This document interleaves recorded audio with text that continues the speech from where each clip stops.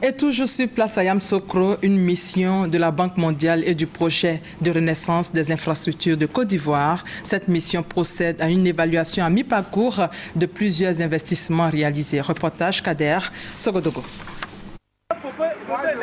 Le projet de renaissance des infrastructures de Côte d'Ivoire PRICI est en activité dans plusieurs régions du pays. À Yamoussoukro, le PRICI met l'accent sur le renforcement de la production d'eau potable et l'extension du réseau électrique. Ainsi, des travaux sont en cours. La réhabilitation complète des installations de production d'eau dans la zone, qui va passer de 17 000 m3 par jour à 39 000 m3 dans quelques mois. La construction d'un château de 2 000 m3 d'eau, l'extension et le renforcement du réseau hydraulique et bien d'autres. Au niveau de l'électricité, des travaux de réhabilitation et d'extension ont été réalisés dans la ville.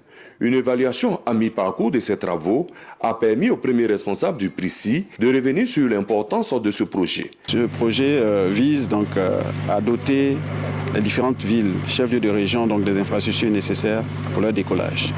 Ici à Yamoussoukro, donc, ce qui est prévu, c'est donc de renforcer la production d'eau, mais également donc, de tendre le réseau dans la ville pour que toutes les populations qui sont installées autour du noyau de la ville de Yamoussoukro puissent avoir accès à l'eau potable. Pour une ville qui croît comme Yamoussoukro, une capitale où appelée donc à s'étendre, les défis sont encore nombreux et je pense que déjà ce qui est fait nous donne donc des leçons que nous pourrons utiliser pour la suite. Les travaux de Yamoussoukro coûtent environ 8 milliards de francs CFA.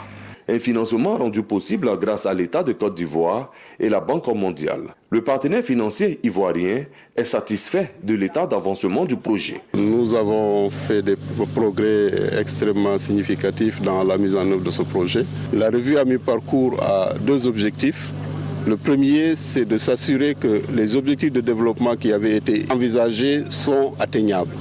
Le deuxième objectif, c'est de vérifier sur le terrain, en amont de l'achèvement du projet, que les impacts qui sont attendus de ce projet pour les populations bénéficiaires seront également atteints. Ce que nous avons vu aujourd'hui nous rassure.